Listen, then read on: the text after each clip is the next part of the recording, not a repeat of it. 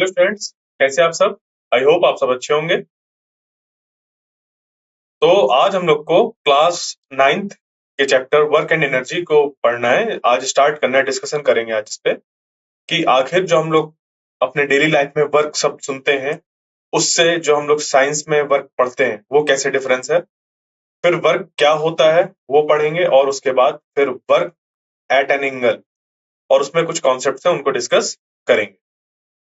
So work and energy की अगर हम लोग बात करें तो उस पे देखिए, एनर्जी से हम लोग स्टार्ट करें। अगर जैसे आप लोग ने सुना होगा कि हम लोग को क्या चाहिए, एनर्जी चाहिए। हम लोग को क्या चाहिए, एनर्जी चाहिए किसी काम को करने के लिए। जैसे होता है ना कि आपने अगर खाना नहीं खाया, अगर आपने खाना नहीं खाया तो आपको बहुत ही ज्यादा ऐसा फील होता है कि आप कुछ अगर आपसे कह दिया जाए कि एक बाल्टी पानी उठाकर रखना है बाहर, तो आप नहीं रख पाएंगे। ठीक है। तो कहने का मतलब कि हमें कुछ जैसे कि वर्क करना है। अब वर्क का क्या मीनिंग है, आपके दिमाग में हर तरीके से वर्क आ रहा होगा जो डेली लाइफ में हम लोग यूज करते हैं। तो उसको थोड़ा सा अलग करेंगे, और वर्क क्या क्या मीनिंग होता है साइंस में उसको हम लोग जानेंगे, समझेंगे। ठीक है। तो देखिए, पिछले कुछ चैप्टर्स पे हम लोग ने पढ़ा है किसके किसके बारे में, motion of objects, cause of motion और ग्रेविटेशन के बारे में। ठीक है। तो पहला वाला चैप्टर ही था हमारा कि मोशन आखिर क्या होता है। दूसरा चैप्टर था कि वो उस जो हम वो जो हमारा मोशन है उस मोशन का कॉज क्या है। ठीक है। फिर हम लोग ने देखा अपने लास्ट चैप्टर में ग्रेविटेशन, कि ग्रेविटेशन में किस तरीके से दो ऑब्जेक्ट्स एक दूसरे पर फोर्स लगाते हैं, कितना फोर्स लगाते हैं बेसिकली। और अर्थ के चारों तरफ हमारे बहुत ढेर सारे तरीके के ऑब्जेक्ट्स मौजूद हैं। अगर उन पे हम बात करें कि कितना एक्सेलरेशन एक्ट हो रहा है, जिसको कि हम लोग एक्सेलरेशन ड्यू टू ग्रेविटी कहते हैं, तो ये सारी चीजें भी हम लोग ने पढ़ी। अब ये सारी चीजें जो हम लोग ने पढ़ी हैं अभी तक, वो यूज कहाँ पर हो रही हैं, कैसे हो रही हैं। वो यूज होती हैं अपने चारों तरफ, जो हम तरह तरह के एक्टिविटीज देख रहे हैं, या कह लीजिए कि तरह तरह के फिनोमेना देख रहे हैं। उन सारे फिनोमेना को एक्सप्लेन करने के लिए जो अभी तक हम लोग ने 3 चैप्टर्स में पढ़ा है वो यूज हो रहा है। उसी तरीके से एक और कॉन्सेप्ट है जो कि हमें एक एक क्या कह देते हैं, एक टूल प्रोवाइड करता है, एक सोचने की क्षमता देता है कि किसी फेनोमेना को या किसी भी तरीके के चेंजेस को जो हम अपने चारों तरफ देख रहे हैं उनको एक्सप्लेन किया जा सके। तो उसी तरीके से वर्क भी हमारा, या कह लीजिए वर्क, एनर्जी, ये सारे हमारे एक उसी तरीके से कुछ कॉन्सेप्ट्स हैं जैसे कि अभी तक हम लोग पढ़ते आए हैं। तो वर्क जो है, वर्क जो एक्चुअल में साइंस में हम लोग जो वर्क डिफाइन करते हैं, वो वर्क एनर्जी और पावर से क्लोजली रिलेटेड होता है। क्लियर। तो अब जैसे हम थोड़ा सा एग्जांपल लें, अगर बात की किस चीज की, एनर्जी की। तो जैसे कि हम जानते हैं कि जितने भी लिविंग बींग्स होते हैं उनको फूड चाहिए होता है एनर्जी के लिए। ठीक है। ताकि वो क्या कर पाए, जो डे टू डे लाइफ में उनका वर्क है वो परफॉर्म कर पाए, जो उनको काम पर अगर कहीं जाना है तो वो काम कर पाए। ये सब के लिए उनको क्या चाहिए, फूड चाहिए। और फूड से हमें क्या मिलती है, एनर्जी मिलती है। ठीक है। क्या मिलती है, हमें एनर्जी मिलती है। तो एनर्जी हमारे लिए कहां से आ रही है, फूड से आ रही है। और जिसकी वजह से हम लोग खेल पा रहे हैं, या पढ़ पा रहे हैं, गाना गा पा रहे हैं, या खेल कूद कर पा रहे हैं, कुछ भी जो है वो हम इस खाने की वजह से कर पा रहे हैं, क्योंकि खाने से हमें एनर्जी मिल रही है। ओके। या फिर ऐसी ऐसे कुछ एक्टिविटीज जैसे कि आपको हाई जंप करना है, लॉन्ग जंप करना है, या पहाड़ों में चढ़ना है, इन सब के लिए, इस तरीके के लिए भी हमें एनर्जी चाहिए। और उस समय हमारे एनर्जी रिक्वायरमेंट बढ़ जाती है। उस समय जो हमारी एनर्जी रिक्वायरमेंट होती है वो क्या होती है, बढ़ जाती है। ठीक है। हमारे अलावा जो एनिमल्स वगैरह हैं, वो एनिमल्स भी क्या करते हैं, यूज करते हैं एनर्जी का अपने डे टू डे लाइफ की जो एक्टिविटीज है उनको परफॉर्म करने के लिए। कि अगर उन्हें क्या करना है, प्रे कैच करना है, तो क्या बनना पड़ेगा उनको, प्रेडेटर। और प्रेडेटर बनने के लिए हो सकता है भागना पड़े, यानी कि शिकार करने के लिए शिकारी को भागना पड़े, यानी कि जो एनिमल्स है उनको भागना पड़े। या जो शिकार है, जो शिकार है, जो शिकार बन सकता है, उसको शिकार वो भागेगा ताकि शिकार ना बने। तो शिकारी भाग रहा है, इसलिए क्योंकि उसको खाना खाना है, एनर्जी फिर से गेन करनी है, दूसरे एक्टिविटीज परफॉर्म करने हैं। और जो है बचने के लिए भाग रहा है, उसको भी एनर्जी चाहिए भागने के लिए, वो भी फूड कंज्यूम करता है। तो ये सब के सब क्या है, वहां पर एनर्जी की रिक्वायरमेंट है। तो इतनी चीज जो मैंने अभी बताई, इनका मीनिंग क्या है, बताने का मीनिंग क्या है? बताने का मीनिंग ये है कि आप लोग को ये बताना कि जो एनर्जी है वो रिक्वायर्ड होती है किसी भी तरीके से, जो हम लोग अपने डे टू डे लाइफ में चीजें करते हैं उसके लिए। कहीं पर हमें कम चाहिए होती है, कहीं पर ज्यादा चाहिए होती है। ठीक है, ये चीज मैं अभी यहां पर आपको समझा रहा हूं। तो इस तरीके से ये एनर्जी की रिक्वायरमेंट होती है। या कोई मशीन है जैसे, तो मशीन को भी क्या चाहिए होता है, एनर्जी चाहिए होती है। अब वो एनर्जी पेट्रोल बर्न करके आए, या फिर डीजल बर्न करके आए, या फिर उन मशीन्स को कोई हाथ से घुमा रहा हो, या फिर उन मशीन्स को कोयला जलाकर चालू किया जा रहा हो, या इलेक्ट्रिसिटी की हेल्प से वो की जा रही हो, बट फिर भी जो एनर्जी है वो रिक्वायर्ड है उस चीज को वहां पर मूव कराने के लिए, किसी भी तरीके से वहां पर चेंजेस लाने के लिए एनर्जी की रिक्वायरमेंट है। बात समझ पे आई यहां तक? तो लिविंग बींग्स हो चाहे मशीन्स हो, उनको एनर्जी चाहिए। तो बात आती है कि एनर्जी क्यों चाहिए, ऐसी वो क्या चीज करते हैं जिसके लिए उनको एनर्जी चाहिए। तो वो जो बात क्वेश्चन आता है कि आखिर उनको वो करते क्या है जिस चीज के लिए उनको एनर्जी चाहिए। तो वही उसी चीज को हम डिफाइन करेंगे आगे चलकर as a work. As a work तो एनर्जी रिक्वायर्ड है, और वो जो एनर्जी हमें जरूरत है, उस एनर्जी से क्या करते हैं हम लोग, वर्क करते हैं, जो कि हम लोग डिफाइन करेंगे एक नए तरीके से साइंस में। ठीक है, जब ये मतलब ये जो साइंस आप पढ़ रहे हैं, फिजिक्स जिसमें आप पढ़ रहे हैं, उसमें हम लोग वर्क को एक नए तरीके से डिफाइन करेंगे, बिल्कुल उससे अलग, जैसा कि हम लोग डेली लाइफ में सोचते हैं। तो वो डिफरेंस क्या है डेली लाइफ में सोचना, यानी कि जैसे कि हम बोलते हैं कि हम मान लीजिए पढ़ रहे हैं। ठीक है, तो पढ़ते पढ़ते हम बोलते हैं कि अरे बहुत काम कर लिया। लिख रहे हैं बहुत देर से, कहा कि अरे यार मैं बहुत थक गया हूं, क्योंकि मैं बहुत देर से काम कर रहा हूं। मैं पहले पढ़ रहा था, सोच रहा था उसके बारे में, फिर उसके बाद मैंने लिखा। मैं बहुत देर से बैठा था, मैं थक गया, मैंने बहुत काम कर लिया। तो वहां पर हम लोग डेली लाइफ में क्या बोल रहे हैं कि कोई बैठा है तब भी थक गया, कोई सोच रहा है तब भी थक गया, और कह रहा है कि मैंने इस्तेमाल किया है एनर्जी का और वर्क किया है मैंने। तो वहां पर जो वर्क शब्द इस्तेमाल किया जा रहा है, वो थोड़ा सा क्या है, डिफरेंट है। जो हम अपने डेली लाइफ में वर्क शब्द इस्तेमाल करते हैं, कैसे है आइए उसको देखते हैं।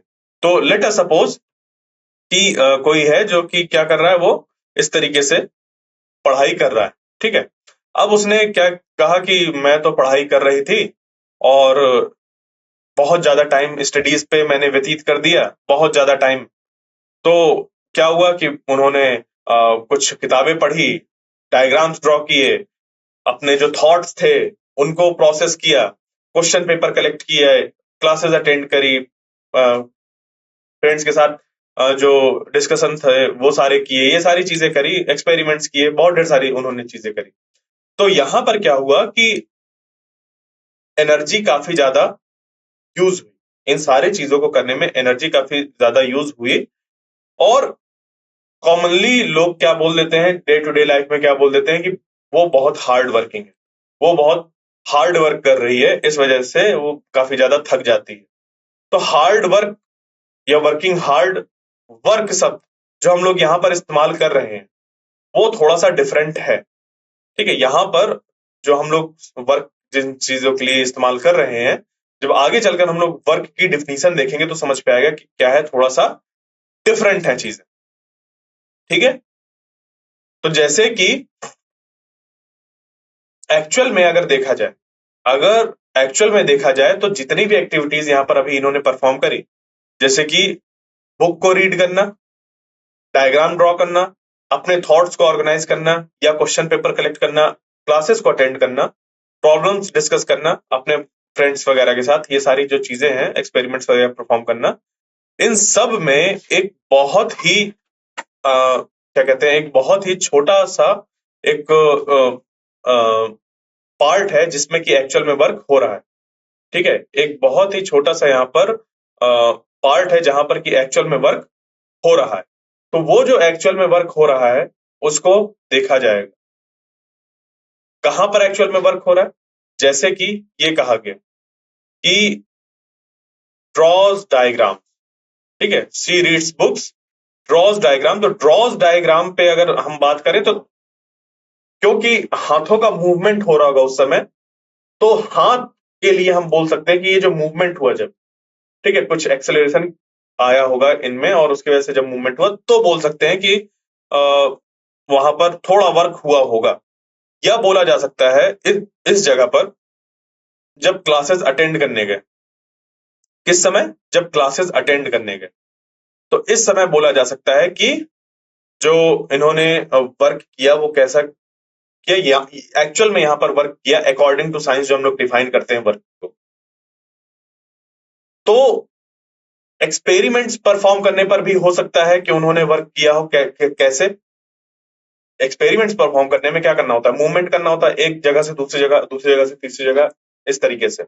तो यहां से लेकर यहां तक, यहां से लेकर यहां तक जो हम लोग सोच रहे हैं कि इतना ढेर सारा पूरा का पूरा वर्क उन्होंने किया है, ये हार्ड वर्किंग है, उसमें से एक्चुअली में सिर्फ कुछ ही जगह पर था जहां पर कि जो साइंस के अकॉर्डिंग हमारी डिफिनीशन है उसको अगर हम देखें तो कुछ ही जगह पर वर्क किया गया है, जैसे कि डायग्राम्स को ड्रॉ करने में हो सकता है, या क्लासेस को अटेंड करने में हो सकता है क्योंकि एक जगह से दूसरी जगह जाना पड़ेगा, और एक्सपेरिमेंट्स परफॉर्म करने पर हो सकता है क्योंकि उस पर चीजें उठा के रखनी होती हैं, उनको इधर से उधर ले जाना पड़ता है।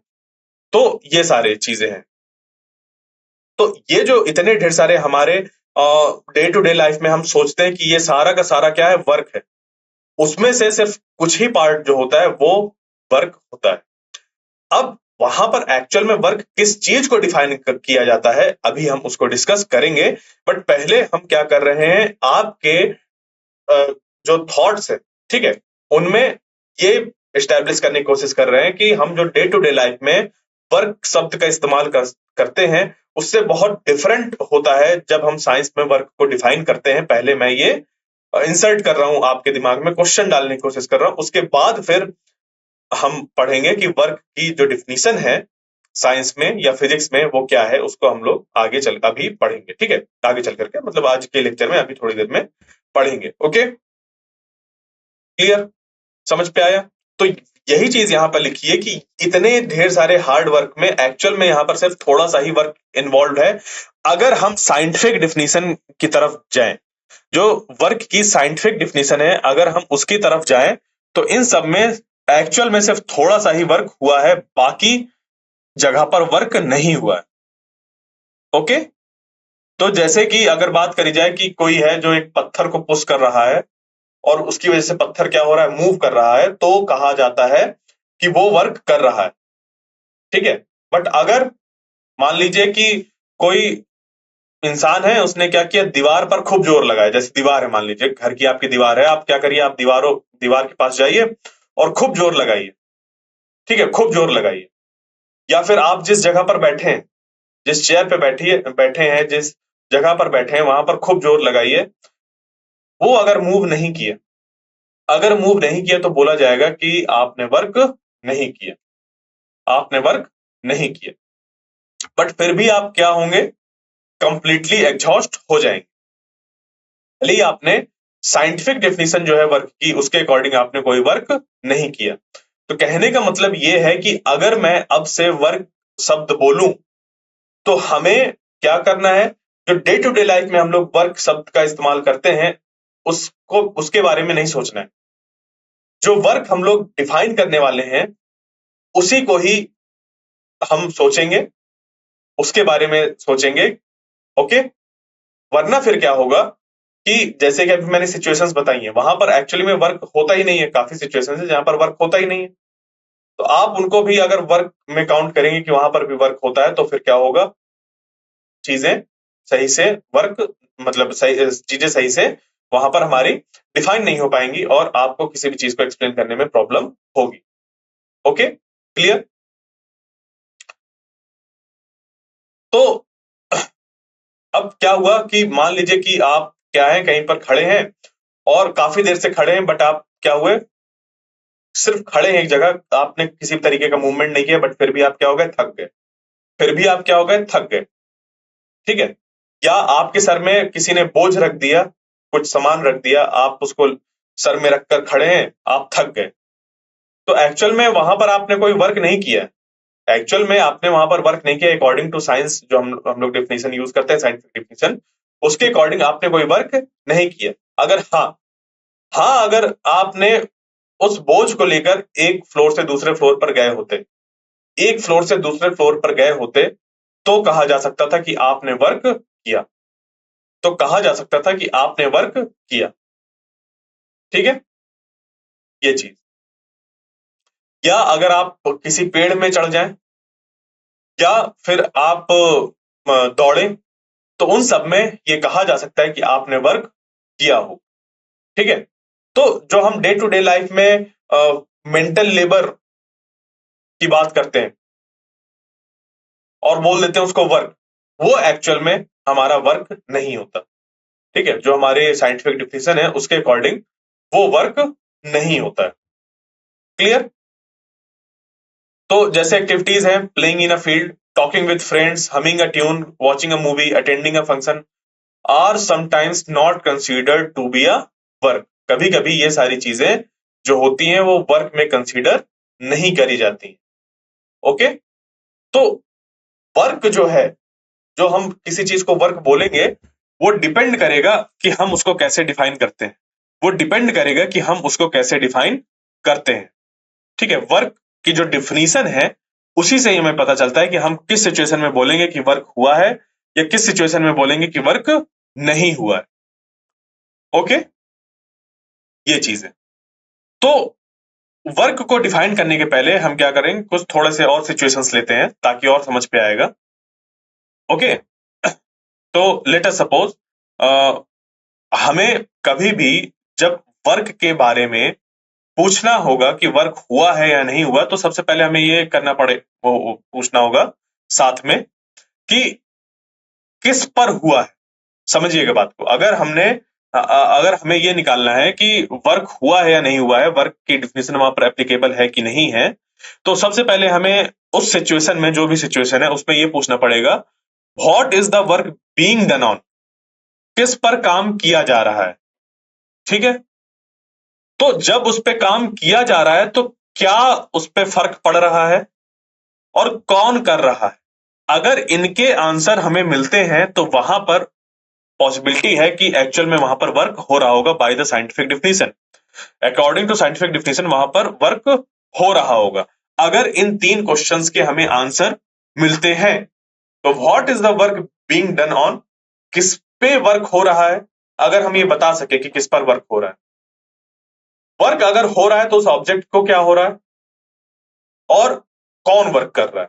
तो जैसे मैं सिचुएशन लू कि ये ऑब्जेक्ट है मेरे पास, ठीक है, ये सिचुएशन लो कि ये ऑब्जेक्ट है मेरे पास, और इस ऑब्जेक्ट में क्या है कि मैंने इस पे कुछ फोर्स लगाया और ये मूव कर गया। अब ध्यान दीजिए, पहला question, what is the work, what is the work being done on, किस पर काम किया जा रहा है। तो ये जो रिमोट है, इस रिमोट पर काम किया जा रहा है। क्वेश्चन, इस क्वेश्चन का हम आंसर दे सकते हैं।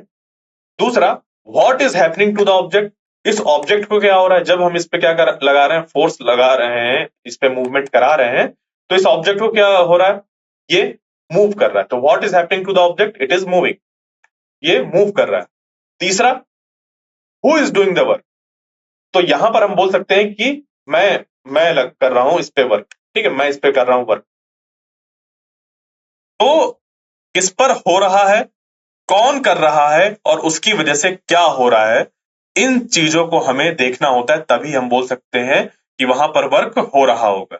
जैसे कि अगर हम बात करें कि जैसे हमने कहा कि शुरुआत में जो एग्जांपल लिया था ना, कि कोई जो लड़की है वो बहुत ज्यादा हार्ड वर्किंग है। क्यों? क्योंकि वो कई कई घंटे बैठ के पढ़ रही है।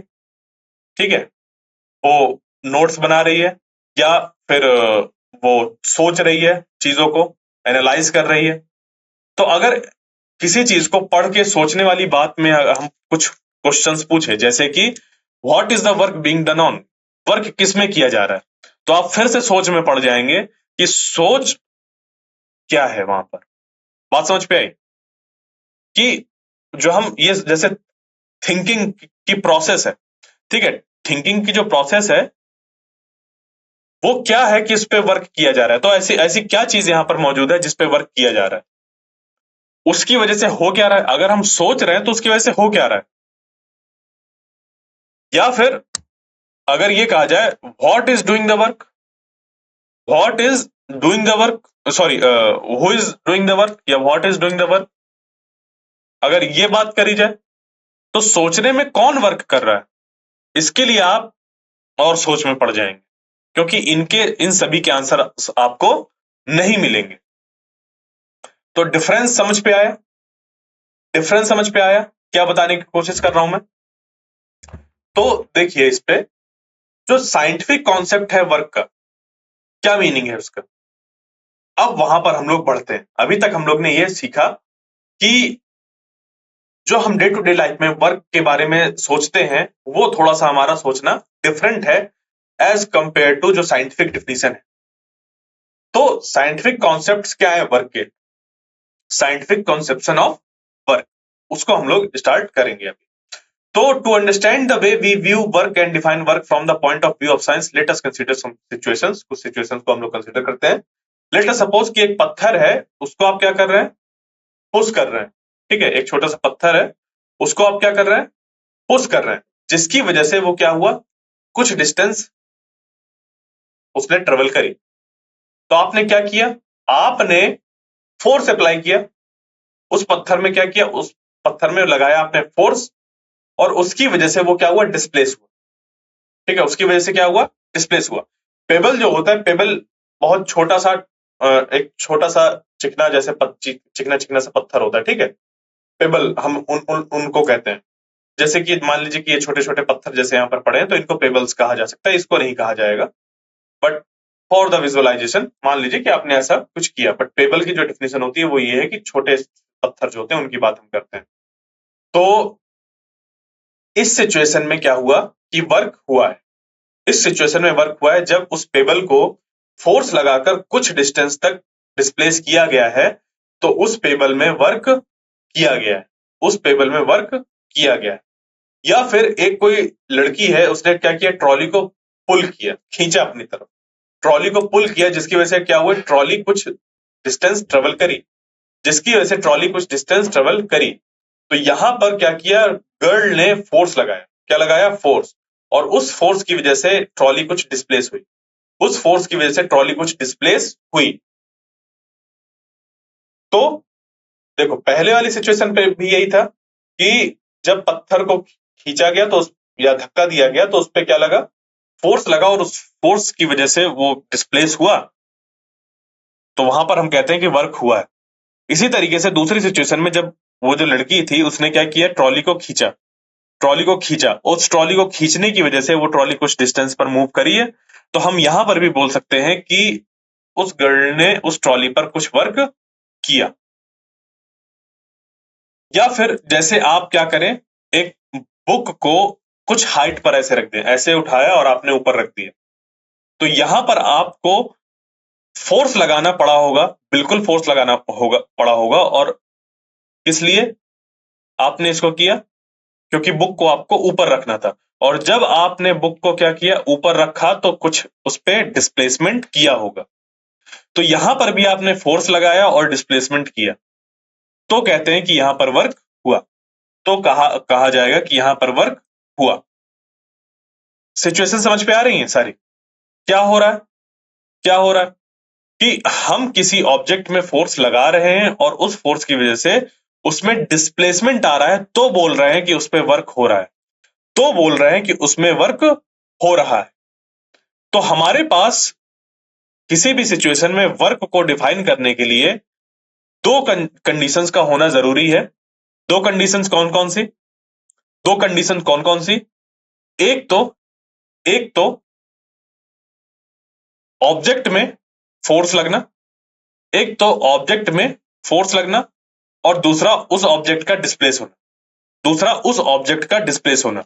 तो फोर्स किसी ऑब्जेक्ट में लगेगा, और अगर वो ऑब्जेक्ट उस फोर्स के लगने के बाद डिस्प्लेस हुआ, या कह लीजिए कि फोर्स जब उस ऑब्जेक्ट पे लग रहा है और वो उस पे डिस्प्लेसमेंट भी हमें मिल रहा है, तो हम कहते हैं कि अगर ऐसा हुआ तो वहां पर वर्क होगा।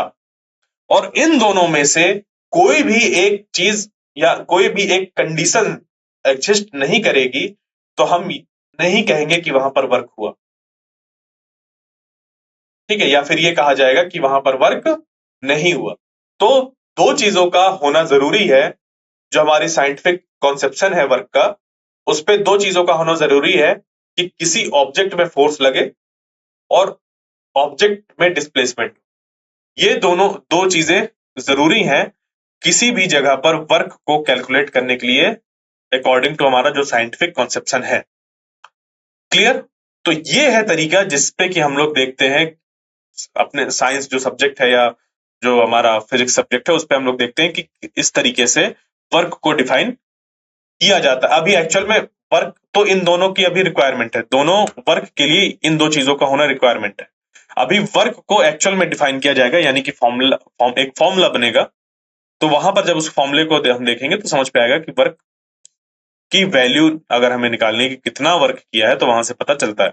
बट किसी ऑब्जेक्ट में वर्क हुआ है या नहीं हुआ, उसके लिए हमें दो चीजें देखनी होती हैं कि उस ऑब्जेक्ट में फोर्स लगे और उस समय उस पर डिस्प्लेसमेंट भी हो, उस समय उसमें डिस्प्लेसमेंट भी हो। और इन दोनों में से अगर कोई एक भी कंडीशन मौजूद नहीं होती है तो वहां पर वर्क नहीं होता है। ध्यान रखिएगा, ये अभी तक का जो डिस्कशन है उस पे ये सबसे इंपॉर्टेंट पॉइंट है। अभी तक के डिस्कशन में सबसे इंपॉर्टेंट पॉइंट यही है कि किसी जगह पर हम जब देखते हैं actual according to the scientific conception of work, दो चीजें प्रेजेंट होना जरूरी है। फोर्स ऑन एन ऑब्जेक्ट, दूसरा वहां पर डिस्प्लेसमेंट। इनमें से कोई एक भी नहीं है तो हम ये कहेंगे कि वर्क वहां पर नहीं हुआ। तो याद रखिएगा इस चीज को, ये इंपॉर्टेंट है। अब बढ़ते हैं आगे। और एक सिचुएशन अगर हम देखें, जैसे कि अब bullock is pulling a cart. अब bullock is pulling a cart. Bullock यानी कि जो बुलक कार्ट होती है उस पे जो ऑक्स होता है वो क्या कर रहा है? खींच रहा है, वो कार्ट को खींच रहा है। तो अब bullock is pulling a cart, the cart moves. उसकी वजह से क्या हुआ? कार्ट मूव करी। तो यहां पर देखो दोनों चीजें हैं कि फोर्स भी अप्लाई हुआ कार्ट में और कार्ट में मूवमेंट भी हुआ। ठीक है, फोर्स भी लगा कार्ट में और कार्ट में मूवमेंट भी हुआ। तो there is a force on the cart and the cart has moved. दोनों चीजें हुई, कार्ट में फोर्स भी लगा और कार्ट मूव भी हुई। तो यहां पर वर्क हुआ कि नहीं हुआ? यहां पर वर्क हुआ कि नहीं हुआ? बिल्कुल, यहां पर वर्क हुआ। क्यों? क्योंकि हमारी दो सिचुएशंस जो थी वो यहां पर फुलफिल हो गई। दो जो कंडीशंस थी, वो जो दो कंडीशंस थी हमारी कि किसी ऑब्जेक्ट में फोर्स लगना चाहिए और उसी समय वहां पर डिस्प्लेसमेंट भी होना चाहिए, वो दोनों यहां पर मौजूद हैं। कि bullock is pulling a cart, तो वो फोर्स लगा रहा है, कार्ट मूव कर रही है, दोनों चीजें यहां पर है। तो क्या होगा कि वर्क हम देखेंगे कि यहां पर होगा, यहां पर वर्क होगा। ठीक है, अगर आप अपने डे टू डे लाइफ में सोचे इस तरीके की आपको बहुत ढेर सारी सिचुएशंस मिल जाएंगी जहां पर जो अब हम लोग वर्क पढ़ रहे हैं उसके अकॉर्डिंग आपको ऐसा देखने को मिलेगा। जैसे कि एक मान लीजिए आपने सीढ़ियां चढ़ी। आपने अगर सीढ़ियां चढ़ी तो उस समय भी आपने क्या किया? कुछ फोर्स लगाया जिसकी वजह से आप मूव कर रहे हैं और उस समय आपने क्या किया? वर्टिकल हाइट कुछ अटेन करी, यानी कि इस लेवल से इस लेवल तक आप पहुंच गए। इस नीचे वाली छत से अगर आप ऊपर वाली छत तक पहुंच गए तो एक लेवल से दूसरे लेवल पर पहुंच गए। तो ऐसी सिचुएशन में आप में डिस्प्लेसमेंट हुआ और फोर्स तो लग ही रहा था, आप लगा रहे थे। कहने का मतलब आप क्या कर रहे थे? लगा रहे थे और आप अगेंस्ट ग्रेविटी वर्क कर रहे थे, ग्रेविटी के अगेंस्ट वर्क कर रहे थे और आप एक फ्लोर से दूसरे फ्लोर में पहुंच गए।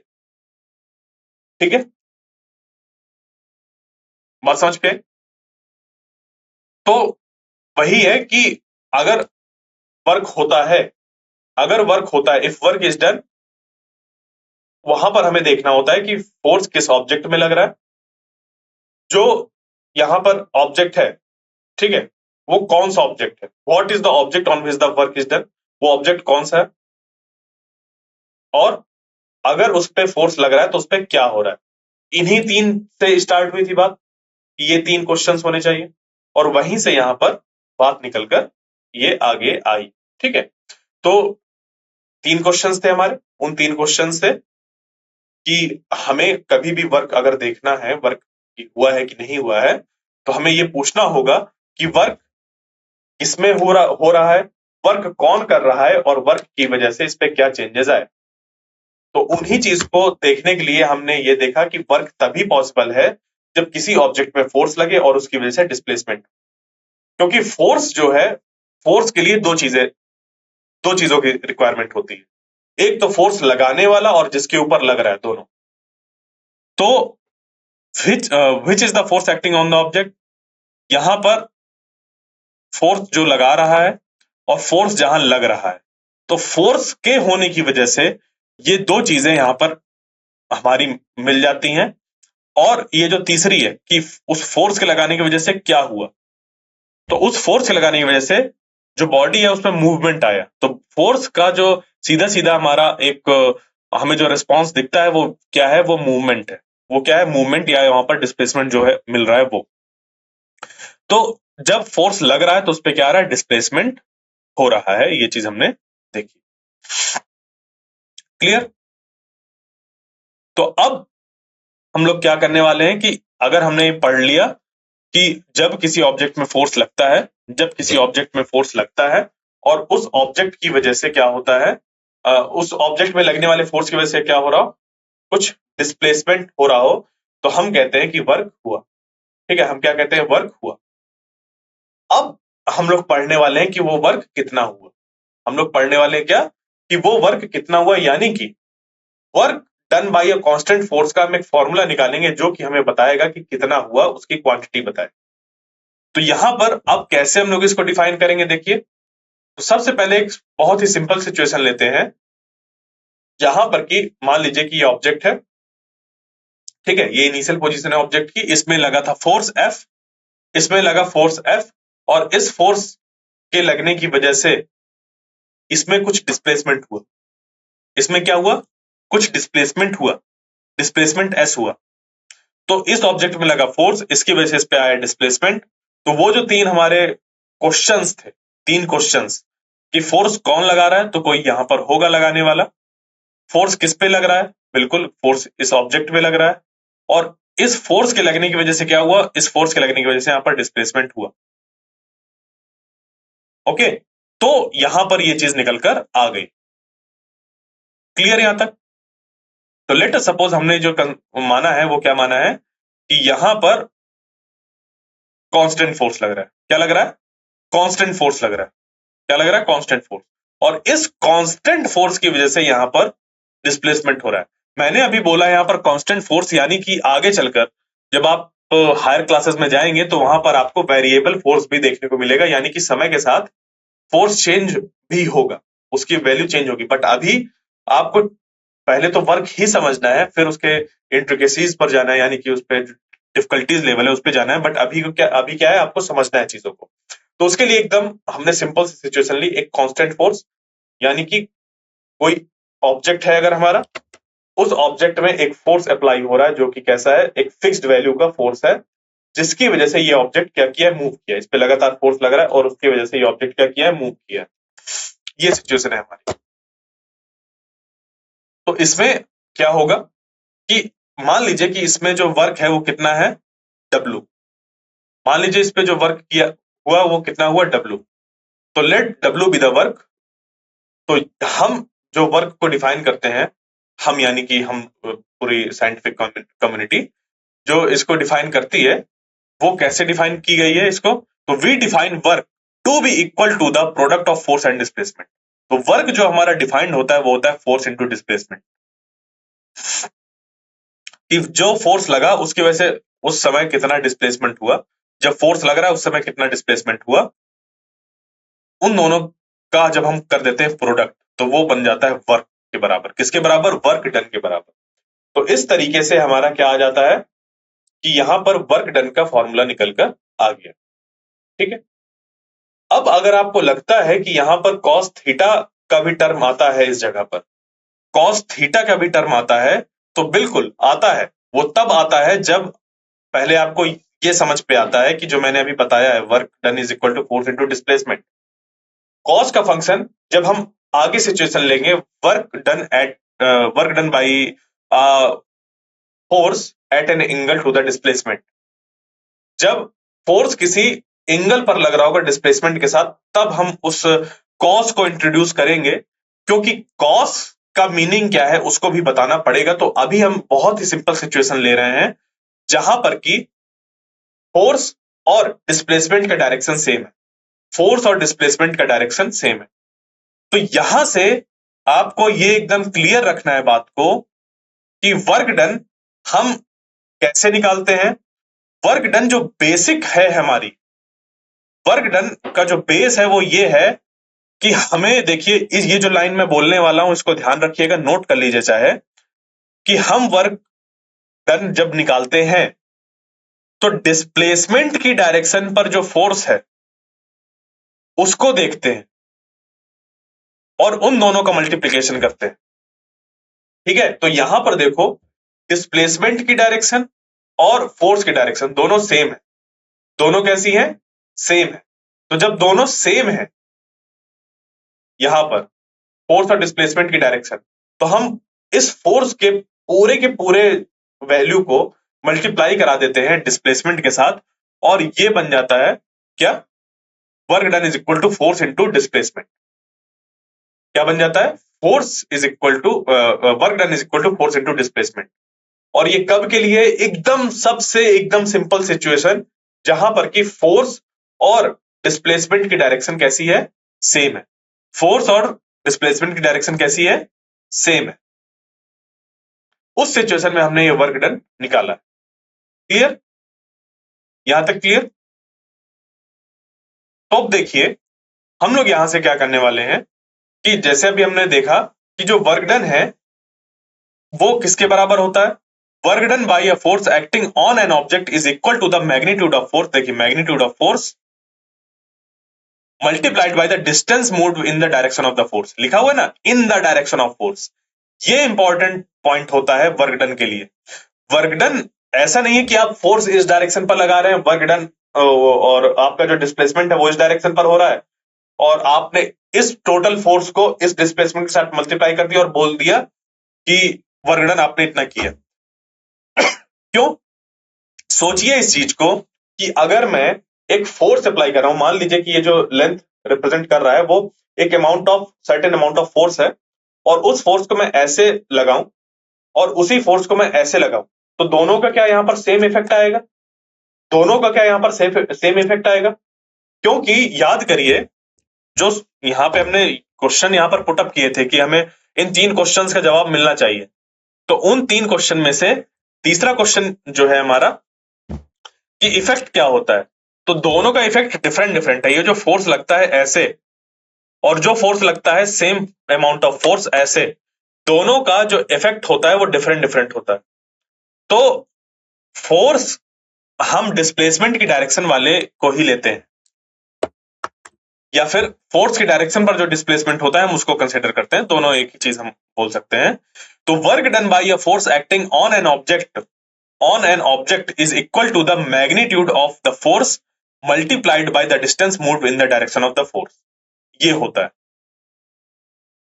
वर्क में। जो वर्क डन हमारा निकल कर आता है उसमें सिर्फ और सिर्फ होता है क्या? मैग्नीट्यूड। उसमें कोई डायरेक्शन नहीं होता। वर्क जो हमारा फाइंड होता है वर्क डन, वो उस पे क्या होता है? सिर्फ और सिर्फ मैग्नीट्यूड होता है, डायरेक्शन नहीं होता। तो ये किस तरीके की क्वांटिटी है? ये किस तरीके की क्वांटिटी है? ऐसी क्वांटिटी को हम क्या कहते हैं? ऐसी क्वांटिटी को हम लोग बोलते हैं स्केलर क्वांटिटीज। तो वर्क हमारी स्केलर क्वांटिटी में होती है, यानी कि एक ऐसी क्वांटिटी जिसमें कि सिर्फ और सिर्फ मैग्नीट्यूड हो, डायरेक्शन प्रेजेंट ना हो। ऐसी क्वांटिटी को हम लोग क्या बोलते हैं? स्केलर क्वांटिटी बोलते हैं। क्लियर? तो अब इसकी यूनिट डिफाइन करने वाले हैं हम। यूनिट जैसे कि हम लोग मेजर करते हैं ना, फोर्स 1 न्यूटन, मास 1 किलोग्राम, 2 किलोग्राम, 3 किलोग्राम, इस तरीके से। तो उसी तरीके से अगर हमें वर्क को मेजर करना है तो उसकी यूनिट क्या होगी, उसकी यूनिट हम निकालेंगे कैसे, देखिए वर्क डन का फॉर्मूला क्या है, force into displacement. Work done का फॉर्मूला क्या है, फोर्स इंटू डिस्प्लेसमेंट। और फोर्स और डिस्प्लेसमेंट का डायरेक्शन एक ही होना चाहिए यहां पर। तो अगर मान लीजिए कि हमने क्या किया, एक कोई ऑब्जेक्ट था, और उस ऑब्जेक्ट में 1 न्यूटन का फोर्स लगाया, क्या लगाया, 1 न्यूटन का फोर्स लगाया, और उसको क्या किया, डिस्प्लेस कर दिया, और उसको क्या किया, डिस्प्लेस कर दिया 1 मीटर्स तक। क्या किया, डिस्प्लेस कर दिया। तो किसी ऑब्जेक्ट में फोर्स लगाया 1 न्यूटन और उसको डिस्प्लेस कर दिया 1 मीटर। तो जब ऐसा होता है तब हम बोलते हैं कि उस ऑब्जेक्ट में 1 न्यूटन मीटर का वर्क हुआ। यानी कि वर्क हमारा क्या है, फोर्स इनटू डिस्प्लेसमेंट। तो वर्क इज इक्वल टू क्या हो जाएगा यहां पर, फोर्स, यानी कि फोर्स की यूनिट होती है 1 न्यूटन, और जो डिस्प्लेसमेंट होती है उसकी यूनिट होती है मीटर, तो 1 मीटर। तो इसकी जो यूनिट है एसआई यूनिट ऑफ डब्ल्यू बन जाएगा क्या, 1 न्यूटन मीटर। ठीक है, 1 न्यूटन मीटर इसकी एसआई यूनिट फॉर्म हो जाएगी।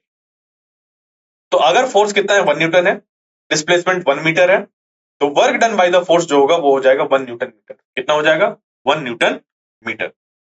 क्लियर। यहां पर जो न्यूटन मीटर है उसको हम लोग जूल भी लिखते हैं, क्या लिखते हैं, जूल। तो 1 न्यूटन मीटर की जगह पर जूल, JOULE, या फिर कैपिटल जे, इस तरीके से इसको लिखते हैं। तो जूल किसकी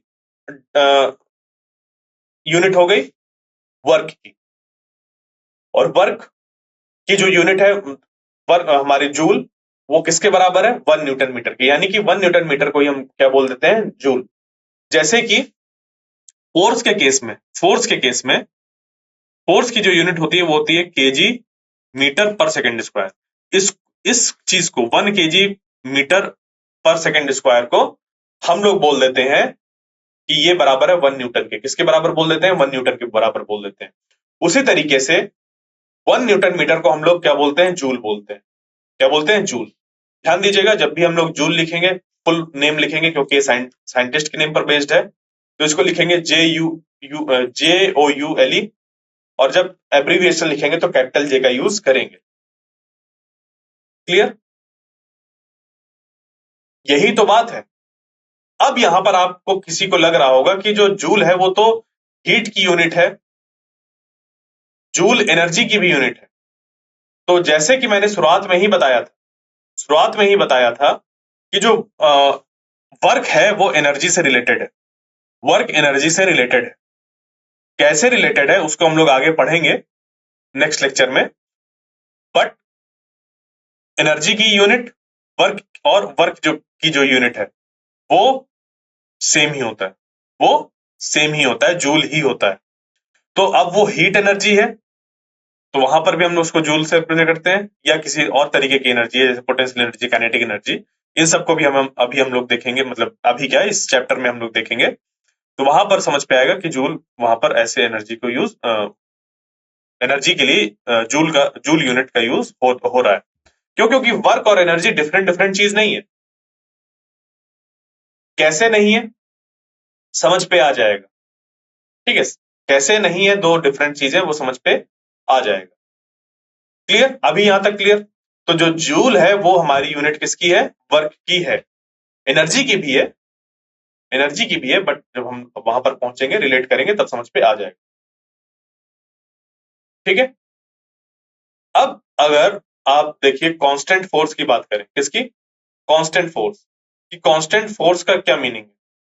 ठीक है, कांस्टेंट फोर्स का क्या मीनिंग है, अगर कांस्टेंट फोर्स की बात करी जाए, कांस्टेंट फोर्स क्या होता है, तो कांस्टेंट फोर्स का मीनिंग ये है कि लेट अस सपोज ये ऑब्जेक्ट है,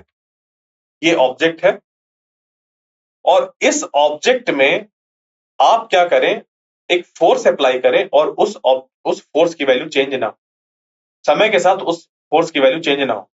अब यहां से हम लोग क्या करेंगे, आगे बढ़ेंगे, और ये जो हम लोग ने एक डिफाइन किया है जिस तरीके से 1 जूल, उसको हम लोग क्या बोलते हैं, कैसे समझ सकते हैं कि मान लीजिए कि आपके पास क्या है, एक ऑब्जेक्ट है, एक ऑब्जेक्ट है, उस पे आपने 1 न्यूटन का फोर्स लगाया। क्या किया आपने? 1 न्यूटन का फोर्स लगाया और वो डिस्प्लेस किया 1 मीटर।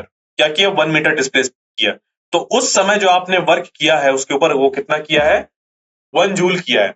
तो 1 joule is the amount of work done on an object when a force of 1 newton displaces it by 1 metre along the line of action of the force. ये चीज। तो जब आपने क्या किया, एक ऑब्जेक्ट में फोर्स लगाया 1 न्यूटन का, और उसकी वजह से वो 1 मीटर तक ट्रेवल किया, यानी कि आप लगातार 1 न्यूटन का फोर्स लगा रहे हैं, उसकी वजह से 1 मीटर तक क्या हुआ? वो डिस्प्लेस हुआ। तो कहा जाता है कि आपने कितना वर्क किया? 1 जूल वर्क किया। तो यहां तक क्लियर हो गया। अब बात आती है कि अगर हम देखें कि what is the work done when the force on the object is zero. अगर फोर्स हम बात करें किसी ऑब्जेक्ट में लगने वाला, अगर वो जीरो है, ठीक है, जैसे हम लोगों ने देखा कि वर्क जो होता है वो होता है force into displacement. Work done is equal to force into displacement. तो किसी ऑब्जेक्ट में लगने वाला अगर फोर्स वो कितना है? जीरो है, तो क्या होगा? या फिर अगर किसी ऑब्जेक्ट में फोर्स लगाया जा रहा है और डिस्प्लेसमेंट जीरो है, तो क्या होगा? यानी कि मान लीजिए कि ये ऑब्जेक्ट ऐसे रखा हुआ है और इस पे मैंने कुछ फोर्स लगाया, इस पे मैंने कुछ फोर्स लगाया, इस पे मैंने कुछ फोर्स लगाया, ठीक है, मैं ऐसे टकरा रहा हूं इस पे, मैं इस पे कुछ फोर्स लगा रहा हूं, बट ये मूव नहीं कर रहा, ये अपनी जगह से मूव नहीं कर रहा, ठीक है, ये अपनी जगह से मूव नहीं कर रहा, ठीक है, मैं इस पे फोर्स लगा रहा हूं बट ये मूव नहीं कर रहा। तो जब मैं इस पे फोर्स लगा रहा हूं और ये मूव नहीं कर रहा, तो डिस्प्लेसमेंट कितना है? जीरो। तब क्या होगा? तो दोनों ही केस में जो वर्क डन निकल कर आएगा वो हमारा निकल कर आएगा जीरो। क्यों? क्योंकि अगर फोर्स ही जीरो हो गया तो work done is equal to zero into displacement, zero. और अगर डिस्प्लेसमेंट जीरो हो गया तो force into zero is equal to zero, force into zero is equal to zero. तो वर्क डन वहां पर भी जीरो निकल कर आ जाएगा। हाँ या ना? क्लियर? तो ये चीज ऐसे होती है। अब इस पे एग्जाम्पल को हम लोग सॉल्व करेंगे। तो देखिए, अ force of 5 Newton is acting on an object. एक फोर्स 5 न्यूटन का एक्ट कर रहा है, एक्ट यानी कि अप्लाई हो रहा है एक ऑब्जेक्ट में, जिसकी वजह से वो ऑब्जेक्ट क्या हुआ? The object is displaced through 2 metre in the direction of the force.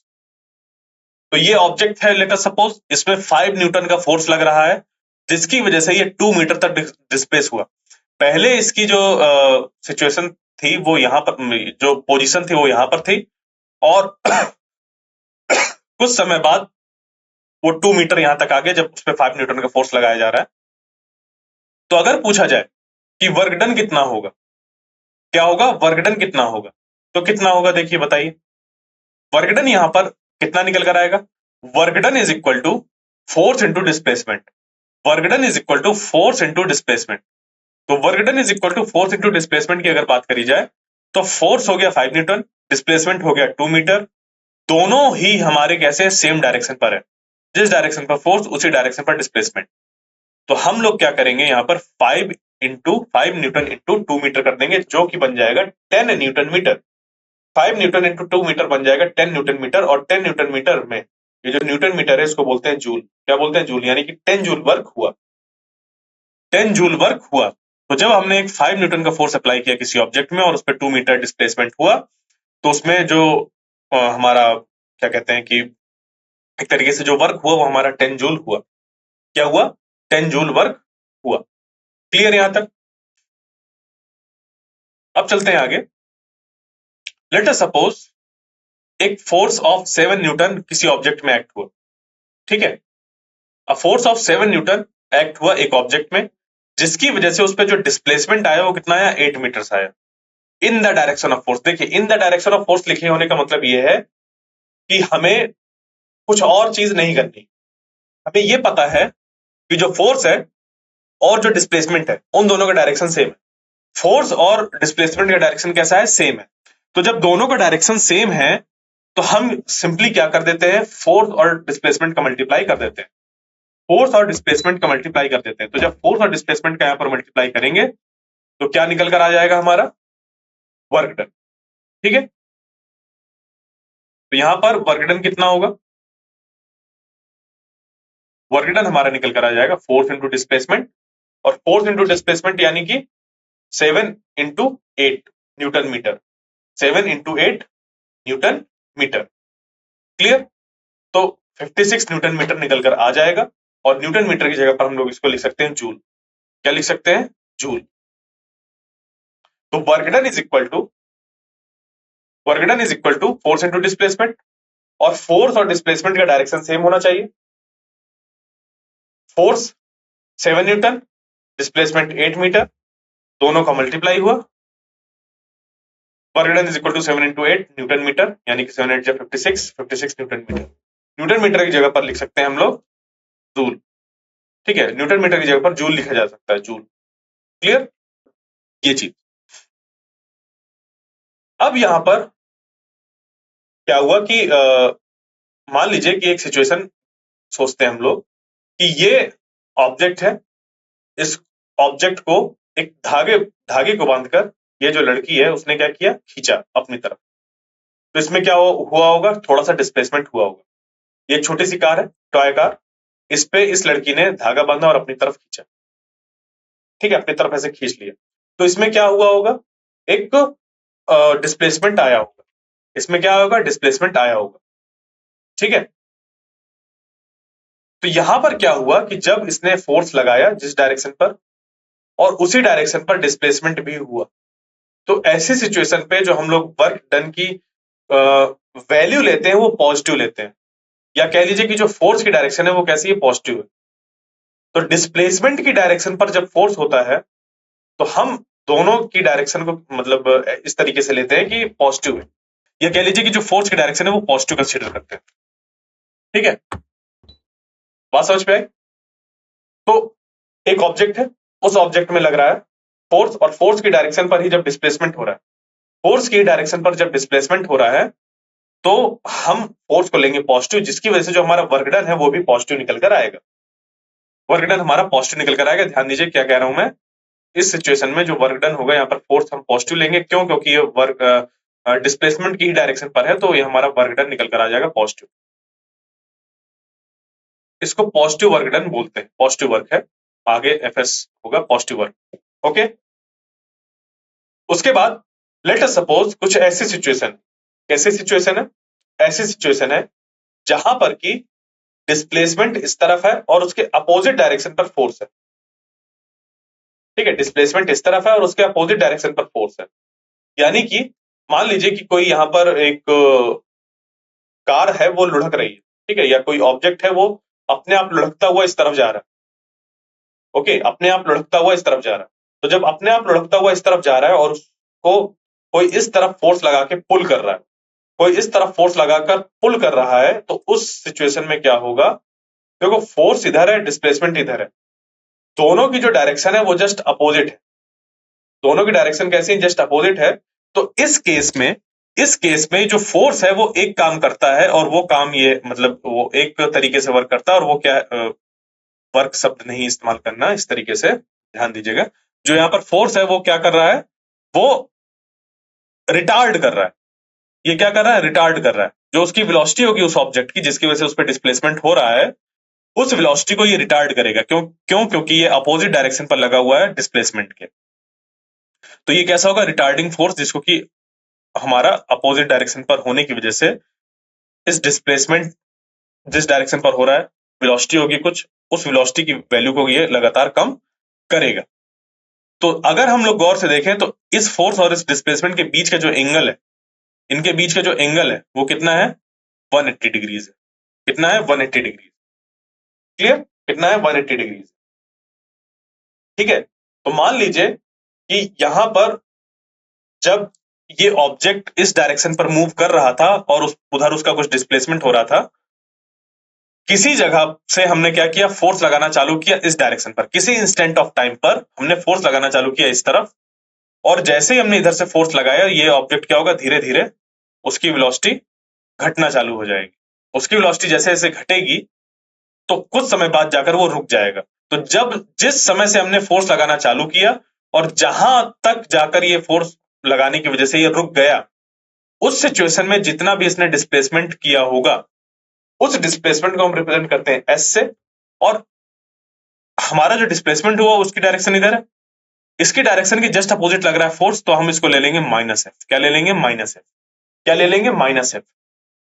अब जो फोर्स और हमारा वर्क डन निकल कर आएगा वो कितना हो जाएगा? Work done is equal to minus F S, या फिर इसी को हम लोग इस तरीके से मतलब समझ सकते हैं कि माइनस एफ इंटू एस किया गया है, या फिर एफ इंटू माइनस एस किया गया है। क्यों? क्योंकि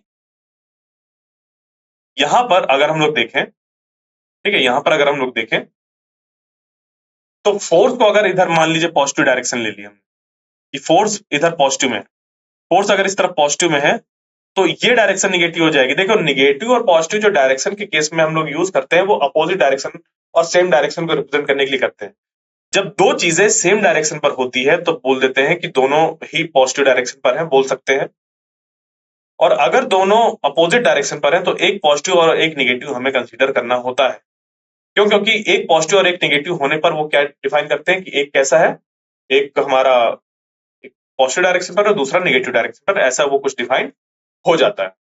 तो यहां तक क्लियर? तो जब ऐसी सिचुएशन है जब आपको किसी चीज को रोक रहे हैं और उस रोकने की वजह से वहां पर हमारा फोर्स अप्लाई किया जा रहा है, मतलब रोकने के लिए उस पर फोर्स अप्लाई किया जा रहा है, तो ऑब्वियस सी बात है जो फोर्स होगा वो डिस्प्लेसमेंट की डायरेक्शन के अपोजिट होगा। तो अपोजिट फोर्स है, इस वजह से हम फोर्स और डिस्प्लेसमेंट की डायरेक्शन में क्या रिलेशन ले लेते हैं कि अगर एक पॉजिटिव है तो दूसरा निगेटिव हो जाएगा। तो अगर ये पॉजिटिव है तो ये निगेटिव ले सकते हैं, ये निगेटिव है ये पॉजिटिव ले सकते हैं, ये पॉजिटिव है तो ये निगेटिव ले सकते हैं, ये हमारा पॉजिटिव है तो ये निगेटिव ले सकते हैं, कुछ भी मतलब इधर से उधर ऐसे लिया जा सकता है। इस समय जो हमारा वर्क डन निकल कर आएगा वो निगेटिव निकल कर आएगा, निगेटिव। तो निगेटिव वर्क डन का क्या मीनिंग होता है? निगेटिव वर्क डन का मीनिंग ये है कि किसी ऑब्जेक्ट को रोकने का काम किया जा रहा था, किसी ऑब्जेक्ट को रोकने का काम किया जा रहा था। पॉजिटिव वर्क डन क्या करता है? पॉजिटिव वर्क डन किसी ऑब्जेक्ट को एक्सेलरेट कराता है। क्या कराता है? एक्सेलरेट कराता है। और जो हमारा निगेटिव वर्क होता है वो ऑब्जेक्ट को रिटार्ड कराता है। क्या कराता है? रिटार्ड कराता है। यहां तक क्लियर? ये सारी चीजें क्लियर? ओके, तो एक एग्जांपल को सॉल्व करते हैं। A porter lifts a luggage of 15 kg from the ground and puts it on his head 1.5 meter above the ground. Calculate the work done by him on the luggage. तो उसने क्या किया? एक luggage को ऐसे पकड़ा और उठाकर अपने सर में रख लिया। पोर्टर क्या होते हैं? जो सामान उठाते रखते हैं, रेलवे स्टेशन वगैरह में आपने देखा होगा, कूली जिसे कहते हैं। तो a porter lifts a luggage of 15 kg from the ground and puts it on his head, जो कि 1.5 मीटर ऊंचाई पर था उसका हेड। तो जमीन से लेकर उसके हेड तक की ऊंचाई दे दी गई है कितना? 1.5 मीटर। तो 15 केजी उसने उठाया और अपने ऊपर ऐसे रख लिया। ठीक है, ऐसे रख लिया।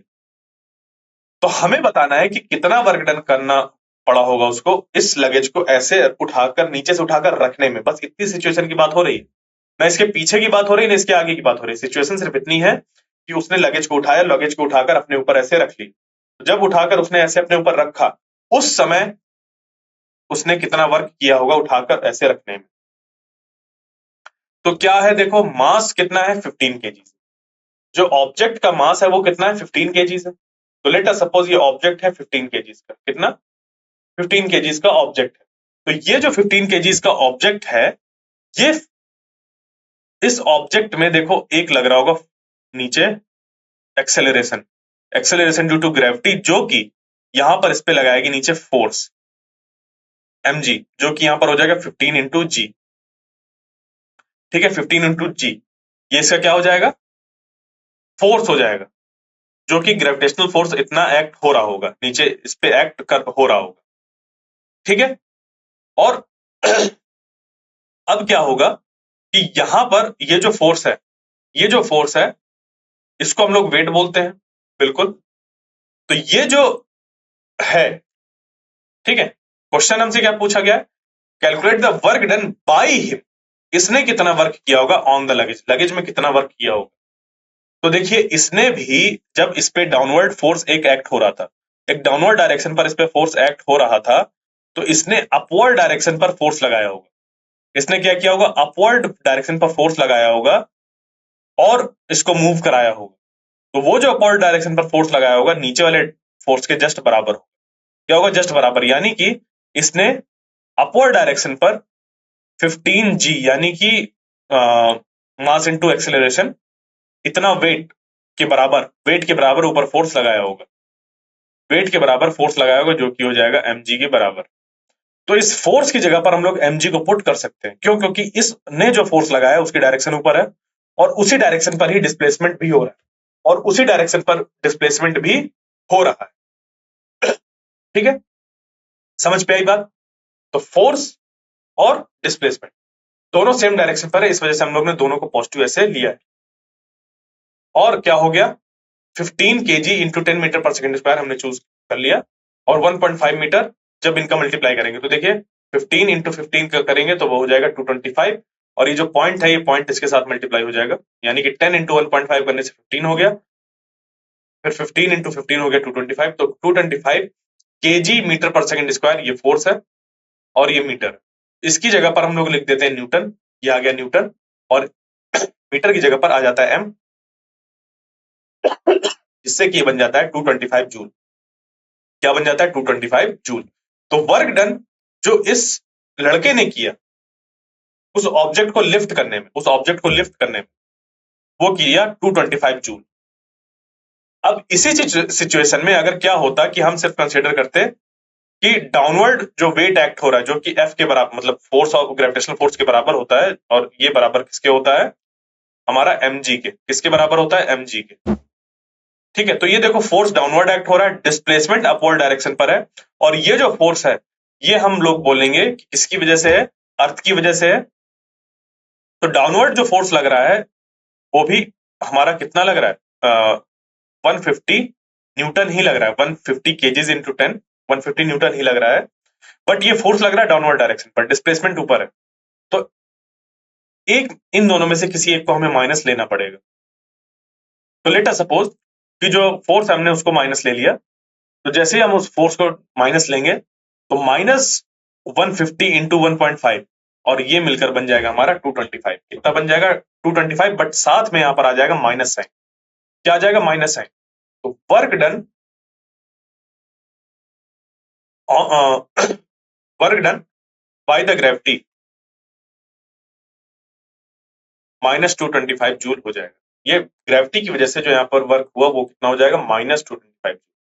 तो यहां से आप देखिए, समझिए इस चीज को कि सिचुएशन एक ही है, सिचुएशन एक ही है, बट जब हम बात कर रहे हैं कि ये लड़का कितना फोर्स लगा रहा है, उसकी वजह से डिस्प्लेसमेंट देख रहे हैं। फोर्स ये लगा रहा था अपवर्ड डायरेक्शन पर, डिस्प्लेसमेंट भी सेम डायरेक्शन पर थी, तो इसकी वजह से जो वर्क डन हुआ वो हो गया हमारा 225 जूल।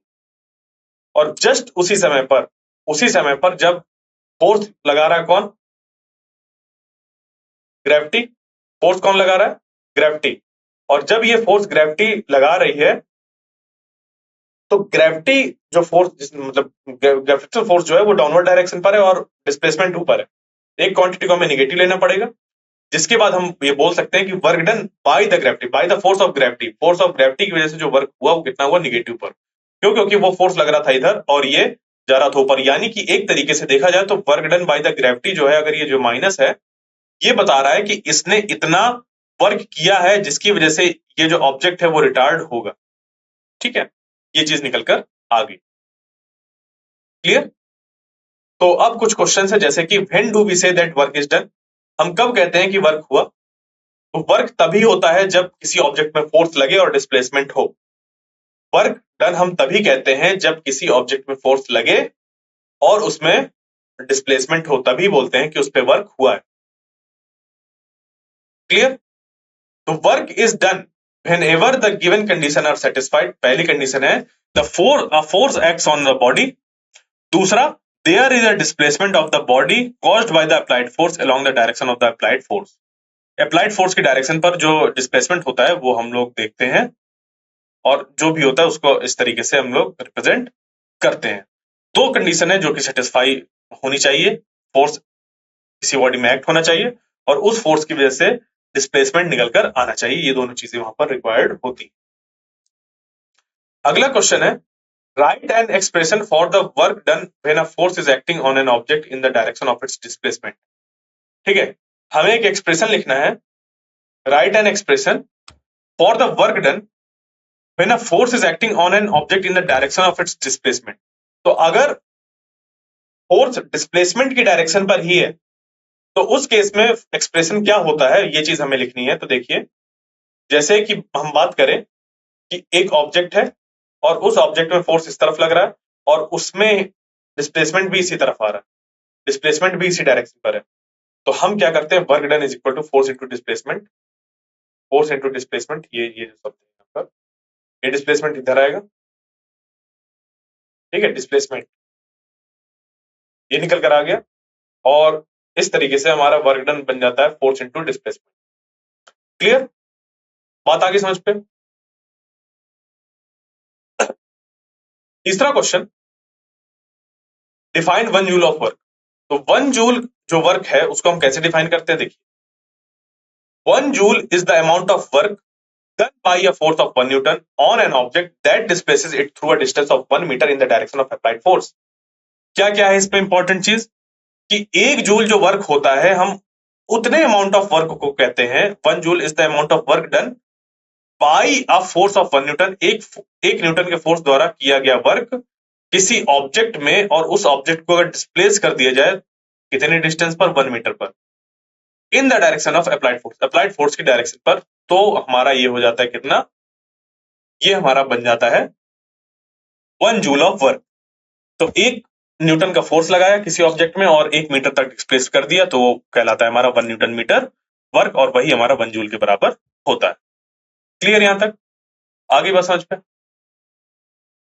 अगला question, a pair of bullocks exert a force of 140 Newton. A pair of bullocks exert a force of 140 Newton on a plug. The field being plugged is 15 metre long. ठीक है, हल जिसे कहते हैं हल। ठीक है, खेत जोतना होता है ना, खेत की जुताई होती है। तो प्लग का मीनिंग ये हो गया कि खेत की जुताई की बात हो रही है और उस हल में जो फोर्स लगाया जा रहा है वो कितना लगाया जा रहा है, 1 न्यूटन का। तो कौन लगा रहा है, अ पेयर ऑफ बुलक्स, तो जो बैल हैं वो क्या कर रहे हैं, फोर्स एक्सर्ट कर रहे हैं। कितना फोर्स एक्सर्ट कर रहे हैं, 140 न्यूटन एक्सर्ट कर रहे हैं। किस पे लगा रहे हैं, हल पे लगा रहे हैं। तो the field being plugged is 15 metre long. जो फील्ड है वो कितनी है, 15 मीटर लॉन्ग। जो फील्ड है वो कितनी है, 15 मीटर लॉन्ग है, यानी कि हमारी जो फील्ड है वो कितनी है, 15 मीटर लॉन्ग है। तो how much work is done in प्लविंग the length of the field. उस फील्ड की जो लेंथ है उसके अलोंग एक ऐसे अलोंग उसको प्लव करने में कितना वर्क करना होगा। यानी कि देखो, फोर्स जिस डायरेक्शन पर लग रहा है उसी डायरेक्शन पर ही क्या होगा, डिस्प्लेसमेंट होगा। दोनों चीजें कैसी है, सेम डायरेक्शन पर, दोनों कैसी है, सेम डायरेक्शन पर है। तो जो हमारा आंसर हो जाएगा, वर्क डन का फॉर्मूला था फोर्स इंटू डिस्प्लेसमेंट। तो फोर्स हो गया 140 न्यूटन, डिस्प्लेसमेंट हो गया 15 मीटर, दोनों को मल्टीप्लाई कर देंगे, जो कि हमारा आंसर हमें मिल जाएगा। ठीक है, यहाँ पर 140 इंटू 15 जब हम लोग करेंगे तो ये हमारा आंसर निकलकर आ जाएगा कुछ हमारा 70 के आसपास। ठीक है, तो ये हमारा कुछ 140 इंटू 15 मीटर जब करेंगे तो ये हमारा कुछ बन जाएगा 700 न्यूटन मीटर। ठीक है, 700 न्यूटन मीटर ये बन जाएगा। Clear, 700 newton metre. और न्यूटन मीटर को हम लोग क्या बोलते हैं, जूल बोलते हैं। क्या बोलते हैं, जूल, यानी कि 700 जूल ऐसे लिखा जा सकता है। तो इतना अमाउंट ऑफ वर्क करना पड़ा उन बुलक्स को, उन पेयर ऑफ बुलक्स को 15 मीटर की जो लेंथ थी उसको प्लव करने में। क्लियर, यहां तक समझ पे आया, यहां तक क्लियर हुआ। तो आई होप जो आज का लेक्चर था वो आपको समझ पे आया होगा। आज के लेक्चर पे मैं यहीं तक डिस्कस करूंगा। इसके नेक्स्ट लेक्चर पे हम लोग वर्क एट एन एंगल को पढ़ेंगे। तो तब तक के लिए थैंक यू।